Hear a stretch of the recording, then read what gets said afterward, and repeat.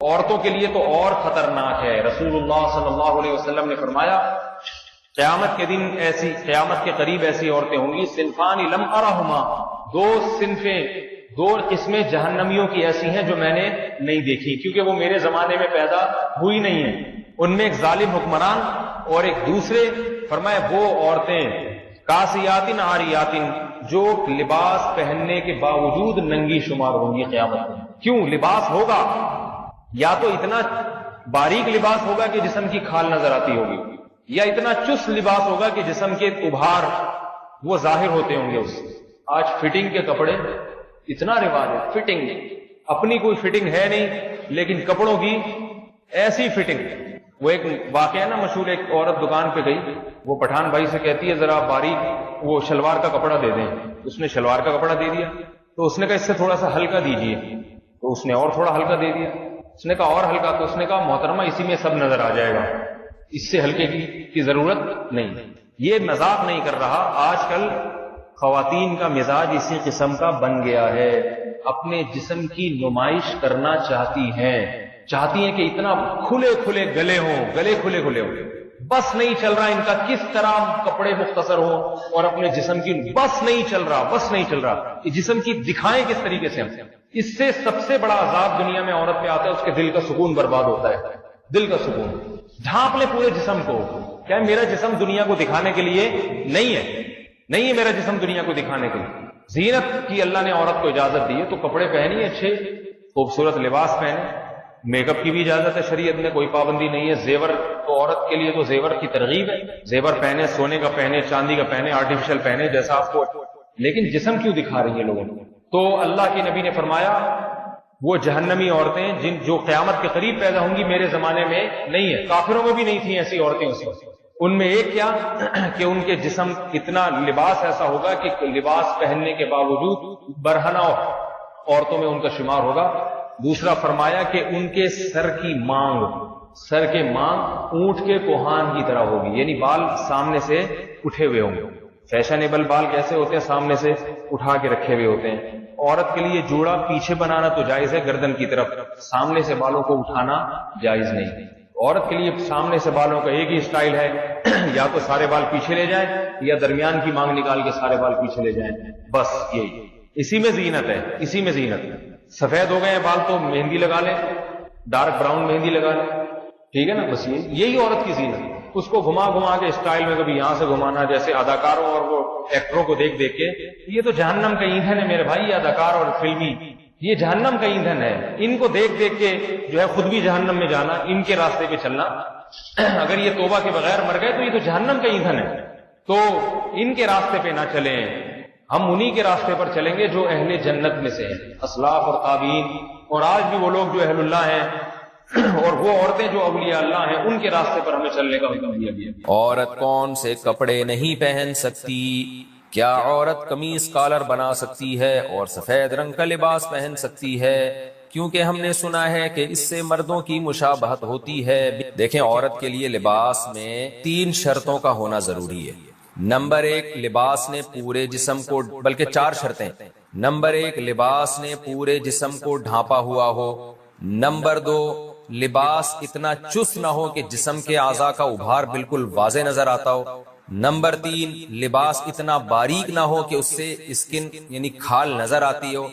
Number 4، ایسا لباس نہ ہو جس میں مردوں کی مشابہت ہو۔ اب یہ جو کہا ہے کہ سفید کلر یا کالر پہننا، تو کالر یا سفید کلر کی بات نہیں ہے، بعض سفید کلر ہوتے ہیں لیکن وہ عورتیں ہی پہنتی ہیں، وہ مرد نہیں، وہ والے یعنی وہ ایسا ڈیزائن ہوتا ہے اس سفید کلر کا کہ وہ اس میں مردوں کی مشابہت نہیں ہوتی۔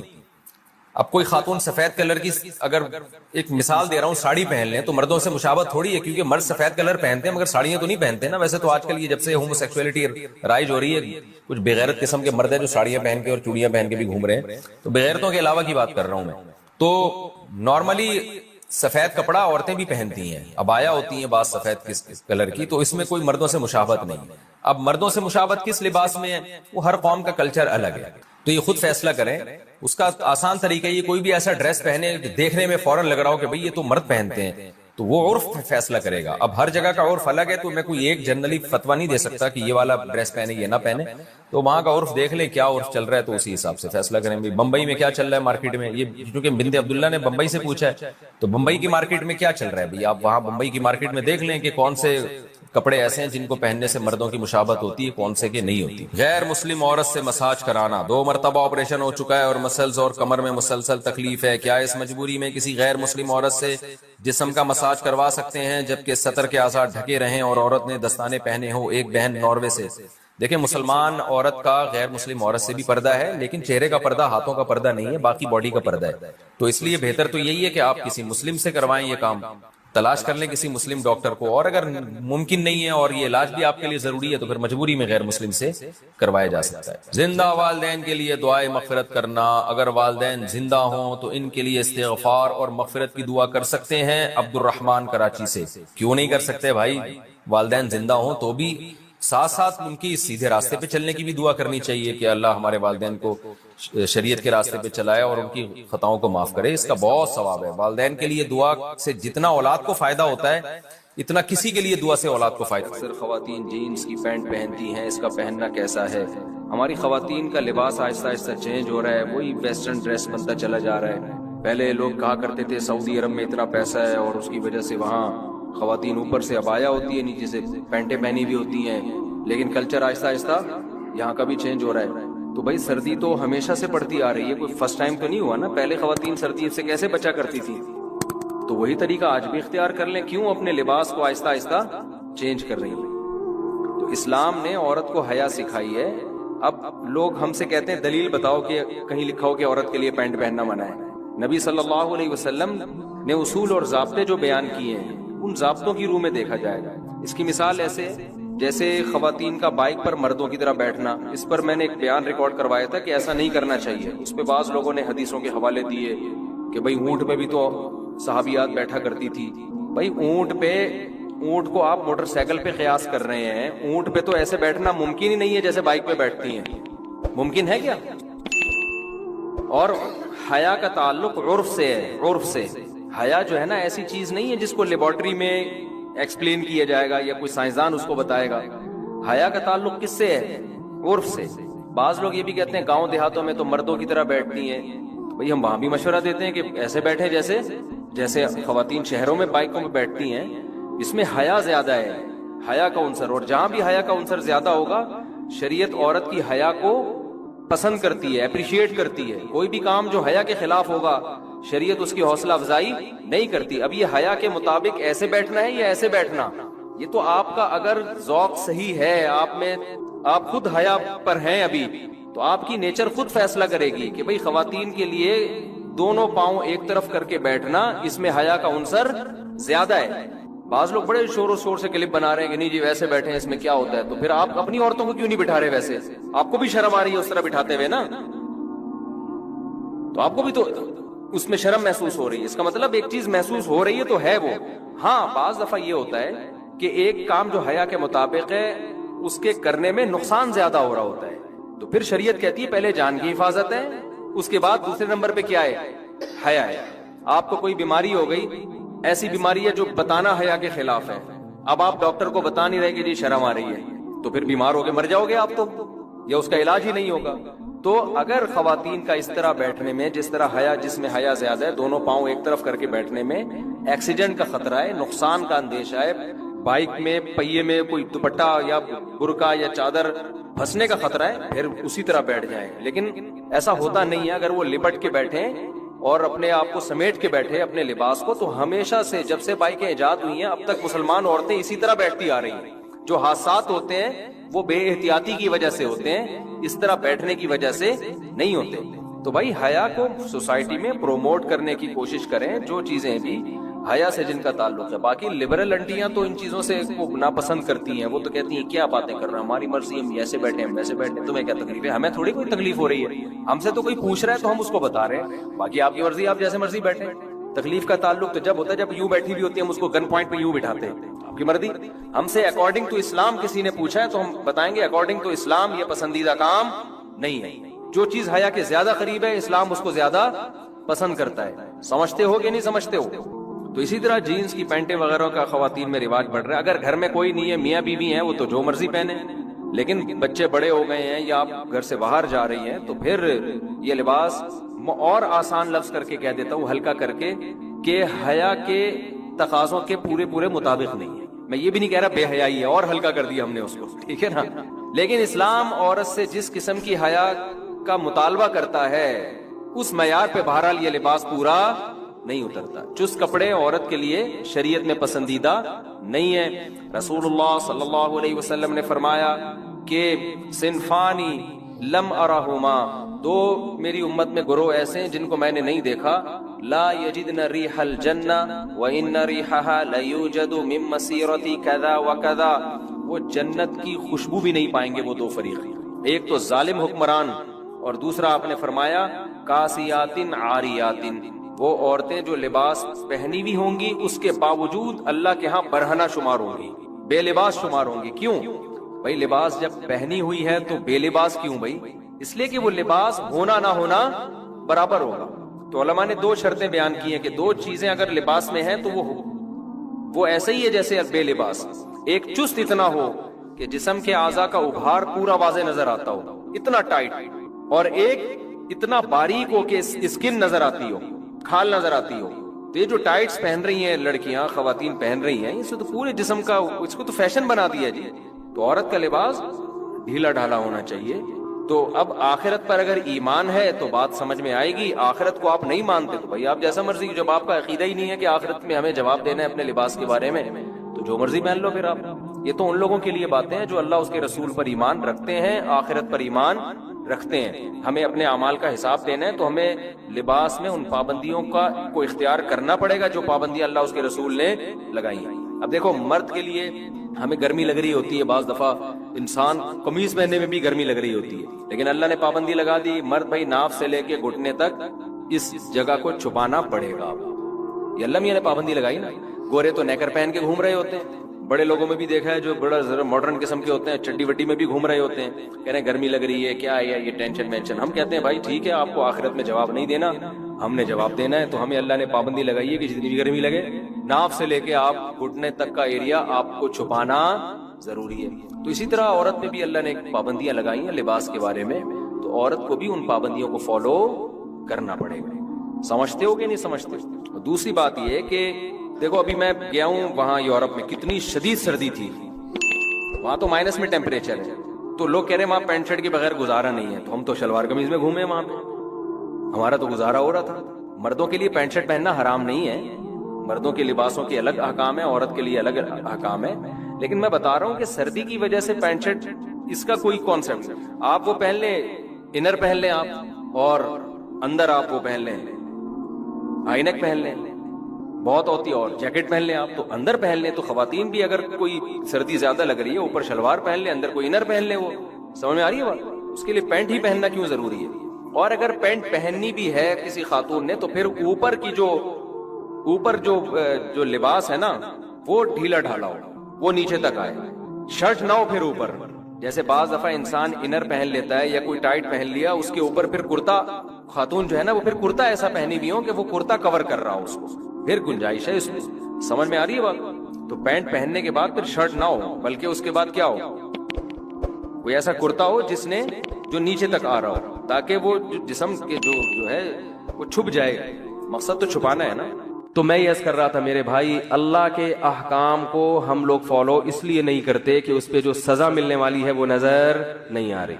رسول اللہ صلی اللہ علیہ وسلم نے ارشاد فرمایا، رب کاسیات عاریات، بہت سی عورتیں، صنفان لم ارہما، آپ صلی اللہ علیہ وسلم نے فرمایا دو قسم کی مخلوق ایسی ہے جو میں نے نہیں دیکھی. کیا مطلب؟ وہ میرے زمانے میں نہیں پائی جاتی، وہ بعد میں آئیں گے.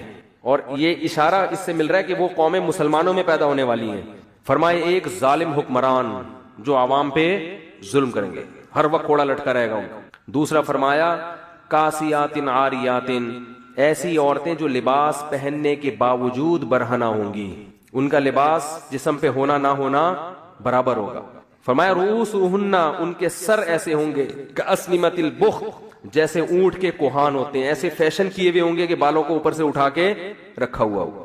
تو علماء نے لکھا ہے کہ ایسا چست لباس پہننا جس سے جسم کے اعضاء جھلکتے ہوں، یا ایسا باریک لباس پہننا جس سے جسم کی کھال نظر آتی ہو، اس سے یہ مطلب ہے کہ لباس کے باوجود کیا ہوں گی؟ برہنہ۔ اور آپ صلی اللہ علیہ وسلم نے فرمایا ایسے ظالم حکمران اور ایسی عورتیں لا یجدن ریح الجنہ وان ریحها لیوجد من مسیرۃ کذا وکذا، یہ جنت کی خوشبو بھی نہیں پائیں گی، حالانکہ جنت کی خوشبو تو اتنے سال کی مسافت سے محسوس ہونا شروع ہو جائے گی، اتنا دور رکھے گا، چاہے یہ نماز پڑھیں، چاہے حج کریں، چاہے زکوٰۃ دیں، لیکن آپ صلی اللہ علیہ وسلم کی حدیث کے مطابق یہ جنت میں نہیں جا سکتی۔ کتنا بڑا حکم ہے، مگر آج اس حکم کی دھجیاں اڑائی جا رہی ہیں۔ ایک بات میں بار بار کہتا ہوں، دیکھو اپنی بیٹیوں کو پراپر ڈریس پہنایا کرو۔ لوگ کہتے ہیں ہماری بیٹی ہمارے قابو میں نہیں ہے، بالغ ہونے کے بعد اگر قابو میں نہیں ہے تو بات سمجھ میں آتی ہے، بچیاں تو قابو میں ہی ہوتی ہیں نا۔ کسی بھی دیندار کو کھڑا کر دو، اس کے بیٹے کا لباس دیکھو اور اس کی بیٹی کا لباس دیکھو۔ ابھی میں ہانگ کانگ گیا نا، مردوں کے پورے کپڑے ہیں، پورے نا ان کا بس نہیں چل رہا ہوتا، منہ بھی چھپا لیں وہ۔ اور ان کنٹریز میں خواتین کے کپڑے کیا ہیں؟ شارٹ، 2-4 اسٹیکر کہیں سے ادھار لے کے، وہ بھی ایسا لگتا ہے جیسے پتہ نہیں کیا تکلف ہے بھائی۔ یعنی بعض ایک صاحب کہنے لگے ان سے بولو کہ اس تکلف کی ضرورت کیا تھی، آپ خام خواہ کی ٹینشن۔ مرد پورے، اور عورتوں کا وہی کلچر کہاں آ رہا ہے ہمارے معاشرے میں، اور کیسے آ رہا ہے؟ والدین اپنی بچیوں کے لیے ایسے کپڑے لے کر آ رہے ہیں، ابھی تو بچی ہے بھائی، اگر وہ ابھی بچی ہے تو وہ بھی تو بچہ ہے، اس کو بھی چڈی پہناؤ، بنیان پہنا کے باہر نکال دو اس کو، بیٹے کو، اپنے بیٹے کو چڈی بنیان نہیں، بیٹے کو پراپر ڈریس پہنائیں گے پورا۔ بیٹی کو کیا کریں گے؟ آدھی پنڈلیوں کی فراکیں، سلیو لیس فراکیں ان کو پہنائیں گے، آدھی پنڈلیوں کی شلواریں اور سلیو لیس ان کو فراکیں پہنائیں گے۔ تو یہ اس کی علامت ہے کہ آپ ان کی صحیح تربیت نہیں کر رہے۔ بچے کو پراپر ڈریس پہنا کے اس کا عادی بنانا پڑتا ہے، اس سے بچے میں حیا پیدا ہو جاتی ہے، شرم پیدا ہوتی ہے۔ آپ نے دیکھا ہوگا جو لوگ اپنے بچوں کو کپڑے نہیں پہناتے نا، چڈی بنیان میں ہی بچے گھومتے رہتے ہیں، وہ پھر بڑے ہو کر بھی چڈی بنیان میں۔ ہمارے ایک دوست نے واقعہ سنا ہے یورپ کے کسی کنٹری کا، وہ یہاں سے نا بچی کا رشتہ تھا، کہیں رشتے کے سلسلے میں کہیں گئے کسی ملک، تو لڑکے والوں نے ان کو بلایا، تو وہ جو لڑکی کے ابا تھے انہوں نے کہا وہ سسر جو یعنی لڑکا ہے اس کو بلاؤ۔ لڑکا کہیں جاگنگ کر رہا تھا چڈی پہن کے، اس کو پتا چلا جی تمہارے رشتے والے آئے ہیں، اس نے کہا ٹھیک ہے، بہت خوشی ہوئی، میں آ رہا ہوں۔ تو وہی چڈی بنیان میں ہی سسر صاحب کے آگے بیٹھ گیا، اور اس نے اپنی طرف سے یہی کیا، بھائی جو میں ہوں میں وہی نظر آنا چاہتا ہوں، اور صحیح کیا اس نے۔ خامخواہ میں اپنے آپ کو ایسا شو نہیں، میں ایسا لبرل ہوں، پہلے بتا دیا اس نے اپنے ڈریس سے کہ مجھ سے زیادہ توقعات نہ رکھنا، ہم یہ چڈی بنیان ہی ہمارا فیشن ہے۔ تو چڈی بنیان میں آ کے سسر صاحب کے سامنے بیٹھ گئے۔ انہوں نے کہا بھائی لڑکی والے جب ہمارے یہاں جب آتے ہیں تو بندہ کہیں سے ادھار ہی لے لیتا ہے پتلون، کیا خیال ہے بھائی؟ اس موقع پر تو ہر آدمی کم از کم پراپر ڈریس میں بیٹھتا ہے نا، نہیں ہے تو کہیں سے ادھار لے لیتا ہے، شرٹ ادھار لے لیتا ہے، بعد میں واپس کر دیتا ہے کہ بھائی چلو ابھی فی الحال تو۔ یہ اتنا لبرل، وہ خیر انہوں نے انکار کر دیا اور بہت اچھا کیا انہوں نے انکار کر دیا۔ تو کیا ہے کہ بچپن سے آپ اگر مکمل لباس پہنائیں گے بیٹے کو بیٹی کو تو وہ لباس کا عادی۔ بچپن کی بڑی اہمیت ہے، یاد رکھو۔ جو ہم کیوں مسلمان ہیں؟ بچپن میں مسلمان تھے ہم، اب اسلام چھوڑنا ہمارے لیے انشاءاللہ ممکن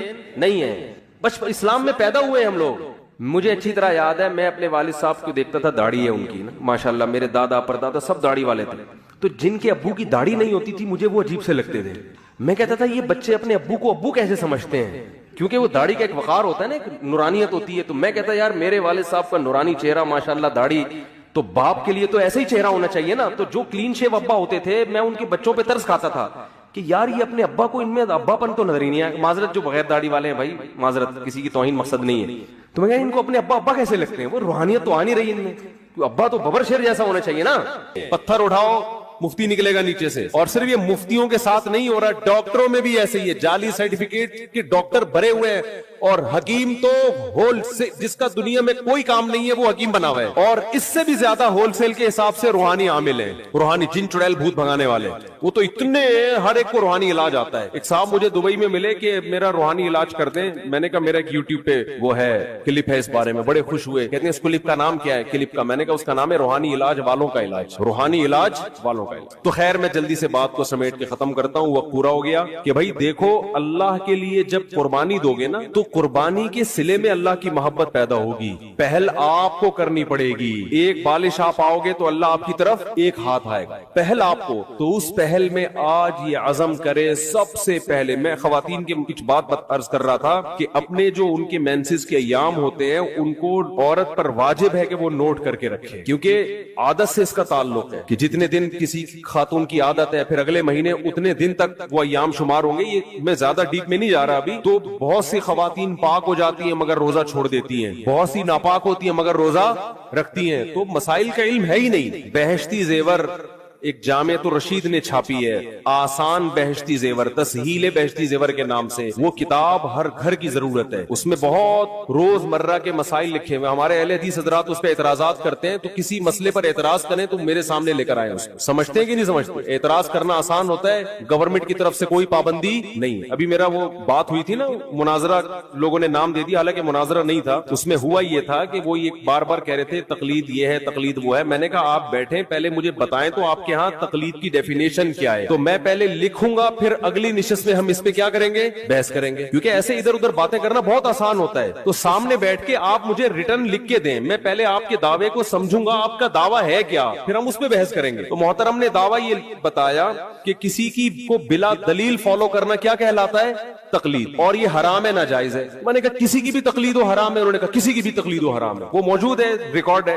تو میں نے ان سے کہا کہ اچھا کوئی تابعی اگر صحابی کی تقلید کرتا ہے بغیر دلیل ان کی بات کو مانتا ہے تو یہ بھی حرام ہے. اب وہ یہاں کی بات کو انہوں نے کیا شروع کر دیا, گھمانا. وہ کہہ رہے ہیں کہ وہ بھائی آپ نے خود ہی دعویٰ کیا, یا تو آپ دعوے سے رجوع کرو, میں تو موقع دے رہا ہوں آپ کو دعوے سے رجوع کرنے کا, میں کوئی بحث تھوڑی کر رہا ہوں آپ سے. آپ کہہ دو بھائی مجھ سے تھوڑی سی مسٹیک ہوئی تھی تقلید کی ڈیفینیشن کرنے میں, بلکہ اصل میں یہ نہیں بلکہ یوں ہے. تو میں نے کہا تو حدیث کی کتابوں میں بہت سے فتوے, صحابہ کے تابعین نے آ کے مسئلہ پوچھا, انہوں نے جواب دے دیا, وہ چلے گئے, نہ انہوں نے دلیل پوچھی نہ انہوں نے دلیل بتائی. تو کہہ رہے ہیں آپ حوالہ پیش کریں. تو میں نے کہا آپ انکار کریں کہ ایسا نہیں ہے تو میں حوالہ پیش کروں گا, نہ انکار کر رہے ہیں. میری عادت ہے گل ویلے دی تے پھل موسم دا, ٹو دا پوائنٹ بات کرنے کی عادت ہے. تو انہوں نے اس کو مناظرہ بنا دیا, بحث کی طرف لے کر چلے گئے. تو مجھے غصہ آیا پھر کہ بھئی میرا ٹائم ویسٹ کرنے کے لیے آیا ہوں. میں کوئی پروفیشنل مناظر نہیں ہوں, نہ میں آپ سے مناظرے کے لیے بیٹھا ہوں, اور میرا دل صاف تھا, لہذا میں نے ان کو ریکارڈ کرنے کی بھی اجازت دی. انسان کے دل میں چور ہوتا ہے تو ریکارڈ کرنے کی اجازت نہیں دیتا, اور میں نے ان کو یہ کہا لائیو نہیں کریں, کیونکہ بعض دفعہ انسان کی زبان سے ایسی بات نکل جاتی ہے کہ وہ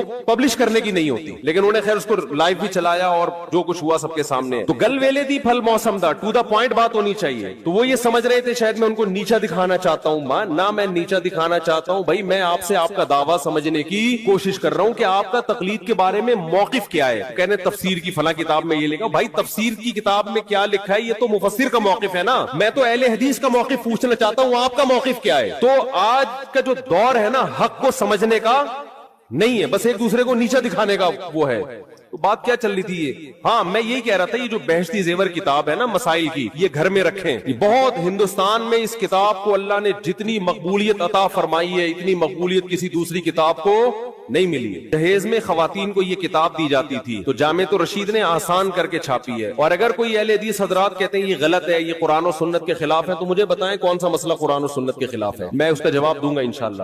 اور پھر ان سے کہیں کہ آپ ایک ایسی کتاب لے کر آئیں جو قرآن و سنت کے موافق ہو. آپ تو مسائل کی کتاب لکھیں نا, آپ کی تو کوئی ہے ہی نہیں اس طرح کی. یہ فوراً جواب میں کہتے ہیں ہماری کتابیں یہ جو ابو داؤد اور بخاری ہماری ہے, تو آپ بخاری اور ابو داؤد گھر میں رکھیں اور روز مرہ کے مسائل آپ اس سے نکالیں, آپ کو نہیں ملیں گے. تبھی تو علماء کتابیں لکھتے ہیں کہ آسان کر کے قرآن و سنت کی روشنی میں مسائل کا علم کو ایک جگہ جمع کر دیا جائے. تو آپ لکھ لیں کوئی کتاب, آپ بخاری مسلم سے ہی لکھ لیں, نہ خود لکھ رہے ہیں نہ لکھی بھی کتاب, کیڑے نکالنا ہے بس. ابھی وہ مشہور فتنہ پرست نے کیا کیا ہے, وہ میرا ایک بیان میں ایک نازیبہ الفاظ آئے تھے جس سے میں نے معذرت بھی کی کہ وہ ہے نا مفسرین کے بارے میں میں نے کہا, حالانکہ وہ میرا مقصد مفسرین نہیں ان کے حوالے, کہ آپ بار بار مفسرین کے جو حوالے دے رہے ہیں تو ان حوالوں کا تذکرہ نہ کریں. آپ سے جو سوال پوچھا جا رہا ہے اس کا جواب دیں. ایک مشہور زمانہ ہے انہوں نے کیا کیا, توصیف الرحمان راشدی نے یہ کہا, فلانے نے یہ کہا, سب کے جو اس طرح کی چیزیں ہیں نا نکال کے کلپ بنا کے مارکیٹ میں چلا دی. تو علماء کی باتوں کو میں جو اس طرح کی نیگیٹو چیزوں کو اگر آپ کتابوں سے جمع کرنا شروع کریں گے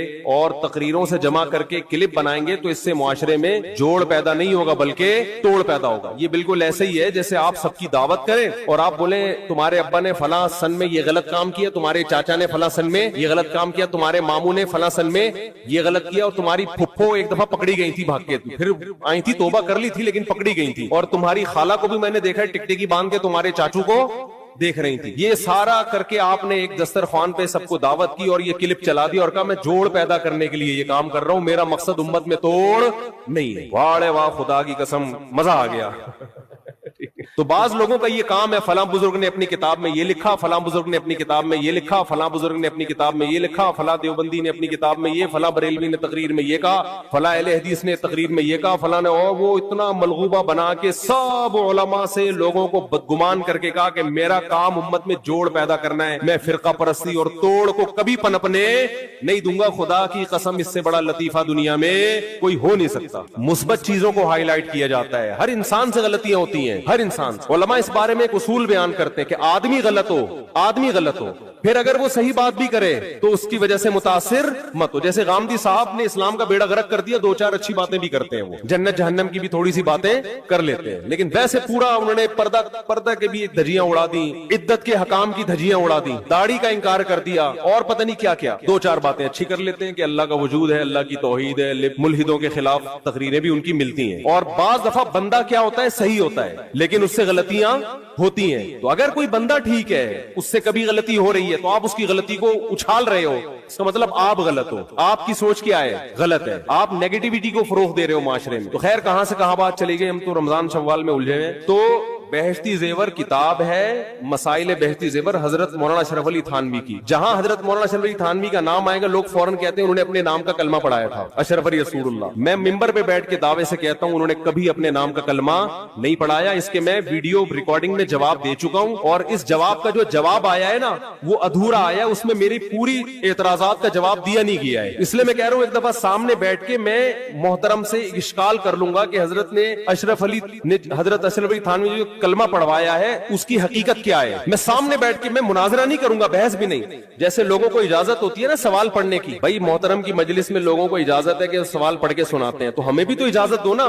میں نہیں پڑھ سکتا تو میرا کوئی نمائندہ چلا جائے گا, وہ جا کے آپ کی خدمت اقدس میں سوال پڑھ لے گا. آپ کا ظرف اتنا بھی نہیں ہے کہ آپ کسی کو آپ کی مجلس میں سوال پڑھنے کی اجازت دے دو. ہم نے تو یہاں کھلی اجازت دی ہوئی ہے نا, بیان کے بعد سب کو اجازت ہے سوال پوچھنے کی. تو حضرت مولانا اشرف علی تھانوی نے اپنے نام کا کلمہ نہیں پڑھایا, وہ غلط حوالے دے رہا ہے, جھوٹ بول رہا ہے. اور اگر پڑھایا ہے کلمہ فرض کر لے تو پھر وہ مسلمان نہیں ہے. پھر آپ ان کو مسلمان کیوں کہہ رہے ہو؟ جو آدمی یہ دعویٰ کرے کہ مولانا اشرف علی تھانوی نے اشرف علی رسول اللہ کا کلمہ پڑھوایا ہے, کیا وہ مسلمان ہو سکتا ہے جو یہ کلمہ پڑھوائے؟ قادیانی مرزا غلام احمد قادیانی کے نام کا کلمہ پڑھتے ہیں, اس وجہ سے کافر ہے یا نہیں ہے؟ تو میں یہ کہتا ہوں پھر یہ منافقت کیوں کرتے ہو کہ ایک طرف کہتے ہو حضرت مولانا اشرف علی تھانوی نے اپنے نام کا کلمہ بھی پڑھوایا اور دوسری طرف آپ کو مسلمان بھی کہتے ہو. یہ پھر منافقت ہے. جو اپنے نام کا کلمہ پڑھوائے وہ بزرگ تو دور کی بات, وہ مسلمان نہیں ہو سکتا. تو آپ ایک دعویٰ کرو پڑھوایا ہے کہ نہیں پڑھوایا, اور اگر آپ کہتے ہو کہ پڑھوایا ہے مگر وہ پھر بھی مسلمان ہے تو پھر کیوں مسلمان ہے,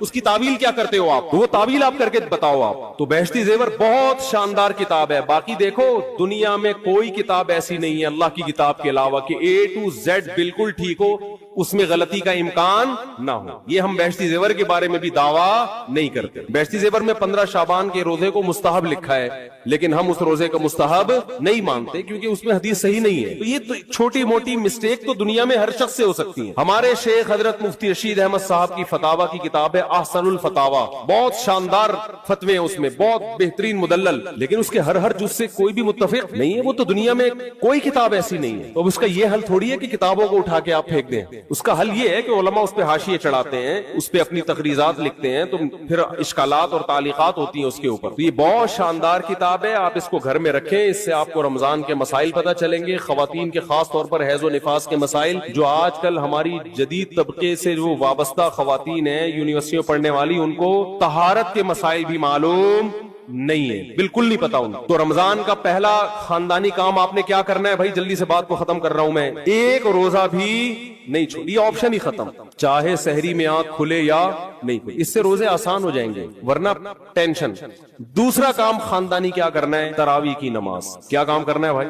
اور تراویح 20 رکعتیں ہیں, 8 رکعتیں, بولو حضرت عمر سے 2 روایتیں، ایک 8 والی اور ایک 20 والی، کہ حضرت عمر نے کتنی دیکھو نبی صلی اللہ علیہ وسلم نے تراویح کی کتنی رکعتیں پڑھی ہیں، کوئی بے غبار حدیث میں ہمیں اس کا تذکرہ نہیں ملتا، بس اتنا ہے کہ 3 دن پڑھی ہے، بس کتنی پڑھی ہے ہمیں نہیں پتا۔ یہ ہمیں حضرت عمر کے عمل سے پتا چلتا ہے، کیونکہ حضرت عمر بدعتی بولو نہیں ہو سکتے، کیونکہ انہوں نے جب جماعت سے 20 رکعتیں پڑھائی ہیں حضرت عمر نے، تو اس کا مطلب نبی نے ان 3 دن میں کتنی پڑھی تھی۔ اور ایک ضعیف روایت میں اس کا تذکرہ بھی ہے کہ نبی نے 20 رکعتیں پڑھی ہیں، تو ضعیف روایت کی تائید جب خلفائے راشدین کے عمل سے ہو گئی تو وہ ضعیف بھی عملاً کیا بن گئی، صحیح بن گئی ہے۔ تو حضرت عمر سے 2 ہیں، 8 بھی اور 20 بھی۔ 8 والی پر امت نے کسی امت نے عمل ہی نہیں کیا، کیونکہ وہ بالاتفاق مضطرب ہونے کی وجہ سے ضعیف ہے، سند کی وجہ سے نہیں بلکہ مضطرب، کیونکہ جو راوی حضرت عمر سے 8 بیان کر رہا ہے وہی کتنی بھی بیان کر رہا ہے، 20 بیان کر رہا ہے۔ اور جب ہم صحابہ کے دور میں دیکھتے ہیں تو ہمیں سب جگہ 20 نظر آ رہی ہیں، 8 کہیں بھی نظر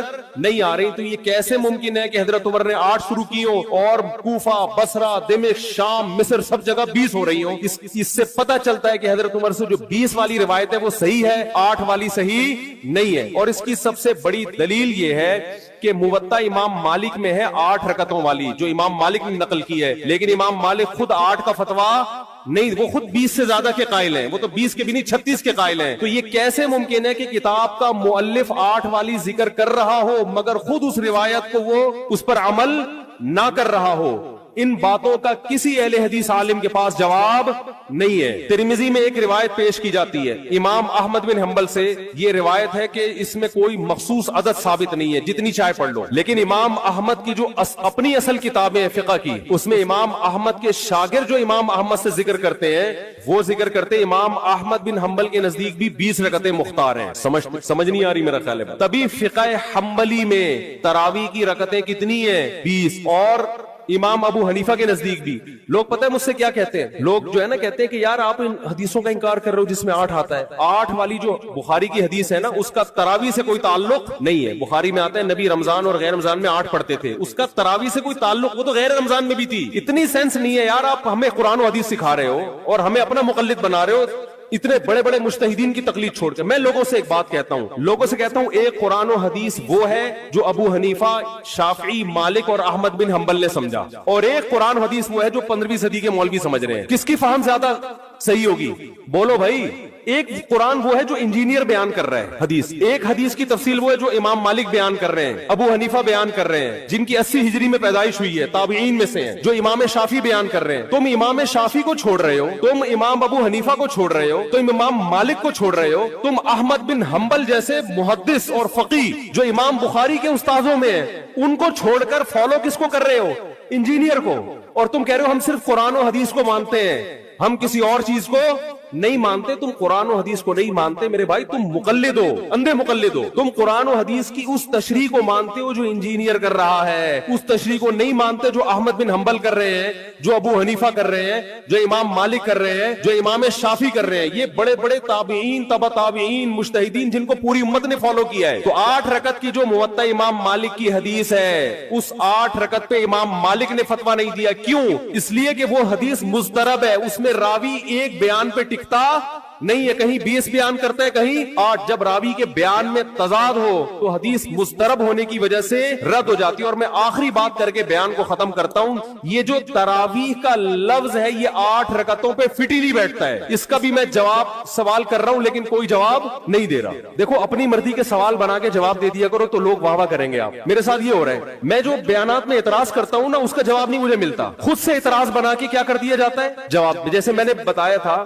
کہ حرم میں 4 مصلے تھے، حنفی، مالکی، شافعی، حنبلی، 4 مصلے تھے نا کئی سو سال تک، جو کہ نہیں ہونے چاہیے، ایک ہی ہونا چاہیے تھا مصلی۔ تو لوگوں نے اعتراض کیا 4 مصلے تھے حرم میں، یہ دیکھو کتنا غلط، یہ حنفی مالکی ایسے ہوتے ہیں۔ تو میرا سوال یہ تھا کہ 5واں کیوں نہیں تھا اس وقت؟ اس کا مطلب 5واں فرقہ وجود میں آیا ہی نہیں تھا، وہ اب پیدا ہوا ہے۔ وہ ٹھیک ہے 4 غلط تھے لیکن اس غلط کو بھی صحیح ان 4 میں سے ایک نہیں کیا ہے۔ سمجھ رہے ہیں کہ نہیں بھئی ایک امام ہونا چاہیے، 4 الگ الگ جماعتیں نہیں ہونی چاہیے۔ لیکن اس کا مطلب 700 سال تک امت یہ سمجھتی رہی کہ اہل سنت والجماعت کے 4 نمائندے ہیں، 4 مکتب فکر، 5واں کوئی تھا ہی نہیں، لہذا اس کا کوئی مصلی تھا ہی نہیں. تو سوال یہ تھا, لیکن جب سوال یہ پوچھا جائے تو ایسے جواب ملتا ہے کہ وہ سوال ہی پی جاتے ہیں. سوال یہ جواب یہ دیا کہ غلط ہو رہا تھا, یہ بدعت ہے اور یہ بدعت ہے, یہ ناجائز ہے. تو ہم کب کہہ رہے ہیں کہ صحیح تھا بھائی وہ, لیکن یہ پوری دنیا میں نہیں ہو رہا تھا, یہ صرف حرم میں ہو رہا تھا. اور اس کو ختم بھی حنبلیوں نے کیا ہے کہ نہیں جی امام ایک ہونا چاہیے, سارے چاہے حنفیوں شافیوں اس امام کے پیچھے نماز پڑھیں گے. سمجھ میں آ رہی ہے بات کہ نہیں آ رہی؟ تو سوال یہ تھا کہ 700 سال یا 400 سال تک امت کی نمائندگی ان 4 مکاتب فکر نے کی ہے حرم میں, 5ویں نے کوئی اپلیکیشن بھی نہیں دی. اس کا مطلب 5واں تھا ہی نہیں. اور جو آپ یہ مختلف الفاظ بیان کرتے ہو کہ امام احمد بن حنبل اہل حدیث تھے, فلاں میں اہل حدیث تھے, تو امام احمد بن حنبل اگر اس طرح کے اہل حدیث تھے تو پھر امام احمد بن حنبل کے فالوورز کو اہل حدیث کیوں نہیں کہا جاتا ہے, حنبلی کیوں کہا جاتا ہے؟ نہیں آ رہی بات میرا خیال. یہ ایسے ہی ہے جیسے جماعت المسلمین والے کہتے ہیں کہ ہم نبی کے دور سے ہیں, اور پھر بخاری میں دکھاتے ہیں جماعت المسلمین کے الفاظ. او بھائی یہ والی جماعت المسلمین نہیں تھی, یہ تو باقاعدہ آپ نے رجسٹر کروائی ہے 1975 میں.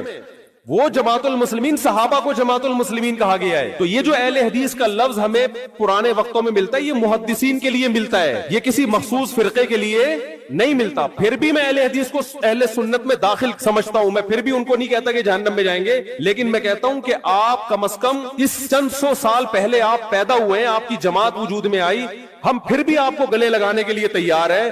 اور ہم صدیوں سے چلے آ رہے ہیں, آپ ہمیں کیا کر رہے ہو؟ آپ ہمیں گمراہ لوگوں میں داخل کر رہے ہو. تو اسلام بہت پہلے بر صغیر میں آیا ہے, جس شکل میں آیا وہی شکل ٹھیک ہے, بات کی چیزوں پر اعتماد نہیں ہوتا ہمیں. تو میں ایک بات کر کے بیان کو ختم کرتا ہوں. یہ جو 8 کا لفظ ہے نا, تراویح کا لفظ ہے, یہ 8 رکعتوں پر صادق بولو نہیں آتا. بہقی کی حدیث ہے اور بھی روایتیں اس بارے میں کہ اسلاف جب تراویح کی نماز پڑھا کرتے تھے, اسلاف سے مراد صحابہ تابعین, تو 4 رکعتوں کے بعد آرام کیا کرتے تھے. تو اس لیے 4 رکعت کو ترویحہ کہا گیا. کیا کہا گیا؟ ترویحہ. روح سے نکلا ہے, روح. استراحت کا لفظ سنا ہے آپ لوگوں نے؟ آرام. استراحت کسے کہتے ہیں؟ آرام. ترویح آرام دینا. راحت, راحت کا لفظ تو اور آسان ہے نا. ارے راحت کا لفظ نہیں سنا؟ راحت کسے کہتے ہیں؟ آپ کہہ رہے ہوں وہ اسے کہتے ہیں ہمارے محلے میں رہتی ہے. راحت کہتے ہیں آرام, ریسٹ. استراحت, راحت. روح یروح ترویحا, باب تفعیل میں جب جاتا ہے آرام دینا. تو ترویحتن, کیونکہ 4 رکعتوں کے بعد آرام کرتے تھے تو ان 4 رکعتوں کو کیا کہا گیا؟ ایک ترویحہ, یعنی ریسٹ ہے اس کے بعد. اب ترویحہ کا جو لفظ ہے نا, 4 رکعتوں کے بعد کیا ہو رہا ہے؟ ریسٹ. اٹ از کالڈ ترویحہ. سب کو پتہ ہے 4 رکعتوں کو ترویحہ کہتے ہیں. 2 ترویحوں کو عربی میں کہیں گے ترویحتان. کیا کہیں گے؟ جیسے رجل کا معنی ایک آدمی, رجلان 2 آدمی. عربی میں 2 کے لیے الگ لفظ استعمال ہوتا ہے, 2 سے زیادہ کے لیے الگ. تو اگر یہ 8 رکعتیں ہوتی تو ان کو محدثین تراویح نہ کہتے بلکہ ترویحتان کہتے یا ترویحتین کہتے. کیا کہتے؟ 2 ترویحیں, اور ان کے بیچ میں ویسے بھی ریسٹ کی ضرورت پڑتی نہیں. ٹھیک ہے, 4 رکعت کے بعد امام بیٹھتا بولتے چل بھائی آگے جلدی کر, جانا بھی ہے گھر میں ہمیں. تو ترویحتین کہتے, ان کو محدثین تراویح نہیں کہتے. اور تراویح کا لفظ ہے جمع. عربی میں جمع کم سے کم افراد کتنے ہوتے ہیں اس کے؟ 3. تو کم سے کم 12 رکعتیں ہونی چاہیے. لیکن تراویح بھی جمع کثرت ہے, جمع قلت کثرت. جمع اقصا کہتے ہیں جو بہت زیادہ جمع ہو. تو پتہ ہے 4 رکعتیں کافی زیادہ ہیں تو ان کو تراویح کہا جائے گا. 4 رکعتیں تھوڑی سی بھی ہو تو ان کو تراویح. 4 رکعتیں اگر 3 دفعہ آئیں گی تو اس کو بھی علی وجہ الکمال ہم پورے طور پر تراویح کا لفظ اس پہ صادق نہیں آئے گا. بات آ رہی ہے سمجھ میں کہ نہیں آ رہی ہے؟ سمجھ میں سب آ رہی ہے, لیکن گھننے بن جاتے ہیں, گھماتے ہیں. اب دیکھیں نا یوٹیوب پہ اس کا جو بیان آئے گا نا اس میں گھمایا ہوا ہوگا, اس میں گھمایا ہوا. یہ اپنی طرف سے نکالا ہوا ہے, اپنی طرف سے نہیں بھائی, بہقی کی حدیث ہے, مصنف ابن ابی شیبہ کی روایتیں ہیں.